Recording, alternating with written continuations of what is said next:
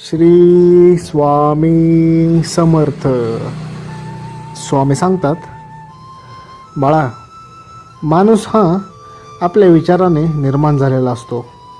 तो जसा विचार करतो तो तसा घडतो. जो चांगला विचार करतो तो चांगला माणूस बनतो आणि जो वाईट विचार करतो तो वाईट व्यक्ती बनतो. माणूस आपल्या कर्मानेही घडत असतो. कोणत्याही फळाची अपेक्षा न करता जो व्यक्ती आपल्या कर्मावर विश्वास ठेवून आपले काम करतो तोच व्यक्ती आयुष्यात यशस्वी होतो. माणसाचे कर्म खूप महत्त्वाचे आहेत. जो माणूस चांगले कर्म करतो देव त्याला काहीच कमी पडू देत नाही. देव त्याचे भलंच करत असतो. जो व्यक्ती आपल्या कर्माचे पालन करत नाही स्वतः देव देखील त्या व्यक्तीचा आदर करत नाही. आज तुझे वाईट दिवस चालू आहेत, उद्या तुझे चांगले दिवस येतील. लक्षात ठेव, प्रत्येक रात्रीनंतरनं सकाळही होतेच, तसेच प्रत्येक वाईट दिवसानंतरनं चांगला दिवस हा येतोच. फक्त तू तुझे कर्म चांगले आणि प्रामाणिक ठेव.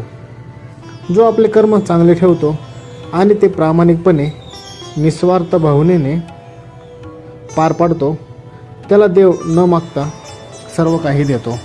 त्याला आयुष्यात काहीच कमी पडत नाही. प्रत्येक गोष्ट ही आपल्या हातात असते. कोणालाही मदत करताना कधीही मनात उपकाराची भाषा असू नये. कोणालाही मदत करताना नेहमी निस्वार्थ भावना असावी. डाव्या हाताने केलेली मदत उजव्या हाताला सुद्धा कळता कामा नये. आपले कर्म हेच आपली खरी ओळख निर्माण करते. जर आपले ध्येय प्राप्त करताना जर का आपला पराभव झाला तर मध्येच थांबू नकात, मध्येच हार मानू नकात. आपले ध्येय बदलू नकात.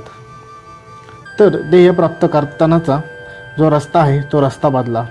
लक्षात ठेवा, एक रस्ता बंद झाला तर दुसरा रस्ता सुरू होतो. सर्व रस्ते कधीच बंद होत नाहीत. तुझे ध्येय प्राप्त करताना तुला खूप अडथळे येतील. पावलोपावली तुला संकटांना सामोरे जावे लागेल. तुझा रस्ता काटेरी असेल. काही नकारात्मक शक्ती तुला तुझ्या ध्येयापर्यंत पोचू देणार नाहीत.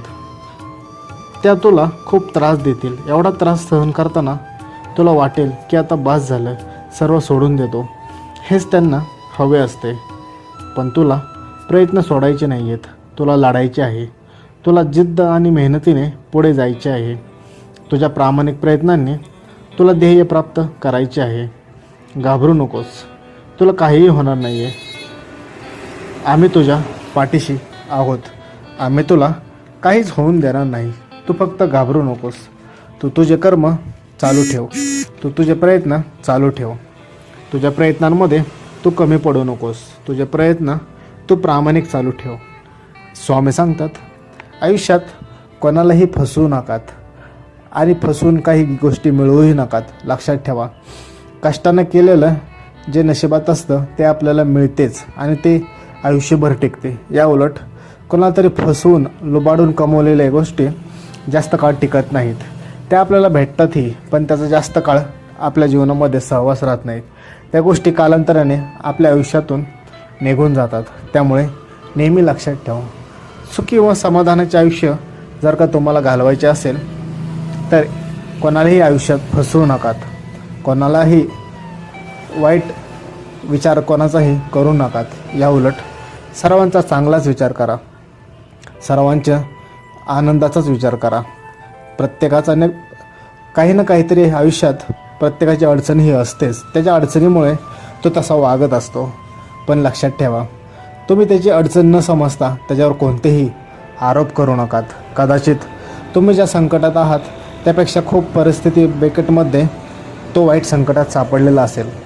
त्यामुळे माणसाची परिस्थितीवरती कधी हसू नकात. या उलट त्याच्या परिस्थितीला समजावून घ्या. त्याच्या परिस्थितीमध्ये त्याची मनस्थिती काय आहे याचा तुम्ही विचार करा. त्या जागी स्वतःला ठेवून बघा. मग तुम्हाला कळेल की त्याच्या आयुष्यात किती मोठे दुःख आहे ते. त्यामुळे नेहमी एक गोष्ट लक्षात ठेवा, माणसाच्या परिस्थितीवरती कधीही हसू नकात. त्याला त्याच्यावरती कधीही बोलू नकात. परिस्थिती बदलायला फार काळ वेळ लागत नाही. माणसाने विचार केला तर स्वतःची परिस्थिती कधीही बदलू शकतो. अगदी चांगली ज्याची आहे त्याची वाईट परिस्थिती होऊ शकते आणि ज्याची वाईट परिस्थिती आहे त्याची चांगली देखील होऊ शकते. त्यामुळे कोणाच्या विषयी त्याच्या परिस्थितीवरून मत बनवू नकात. एखाद्या वेळेस त्याची आज परिस्थिती वाईट आहे, उद्या त्याची परिस्थिती चांगली असेल. आज तो तुम्हाला मदतीचा हात मागत आहे, कदाचित भविष्यात तुम्ही त्याच्याकडे मदतीचा हात मागू शकता. पण लक्षात ठेवा, त्याच्या वाईट काळात जसं तुम्ही त्याच्याशी वागचाल तुम्हाला देखील त्याच्या बदल्यात तशीच वागणूक तुमच्या वाईट काळात देखील भेटू शकते. त्यामुळे प्रत्येकाच्या परिस्थितीमध्ये त्याचा आदर करा, त्याचा सन्मान करा, त्याच्या अडचणी जाणून घ्या आणि जमेल त्या पद्धतीने त्याला मदत करा. हीच मदत भविष्यात तुम्हालासुद्धा उपयुक्त ठरणार आहे. त्यामुळे लोकांच्या वाईट परिस्थितीमध्ये हसण्यापेक्षा त्यांना चांगले प्रामाणिकपणे मदत करा. त्यांना त्या वाईट परिस्थितीतून बाहेर कसे काढता येईल याचा विचार करा. नक्कीच तुम्ही आयुष्यात चांगले माणूस म्हणूनसुद्धा चांगले घडचालच, त्यासोबतच जीवनामध्ये यशस्वी देखील नक्कीच होताल. स्वामी सांगतात, चांगल्या माणसांना चांगल्या गोष्टी या उशिराने मिळत असतात. त्यांना त्या गोष्टींसाठी संघर्ष करावा लागतो, परीक्षा द्यावा लागतो. लक्षात ठेवा, प्रत्येक चांगल्या माणसाच्या आयुष्यात चांगल्या गोष्टी या घडणारच असतात. काही वेळा त्या गोष्टी घडण्यासाठी थोडाफार विलंब होतो, पण तुम्ही संयम ठेवा. तुमची वेळ ही नक्कीच येईल, तुमची वेळ ही नक्की येणारच आहे. त्या वेळेपर्यंत तुम्ही संयम ठेवा, तुमचे काम करत राहा. तुम्हाला तुमच्या कामाचे फळ, कष्टाचे फळ हे आज ना उद्या नक्की मिळणारच आहेत. फक्त तुमचा वेळ येईपर्यंत तुम्ही शांतपणे ते सहन करा, ऐकून घ्या.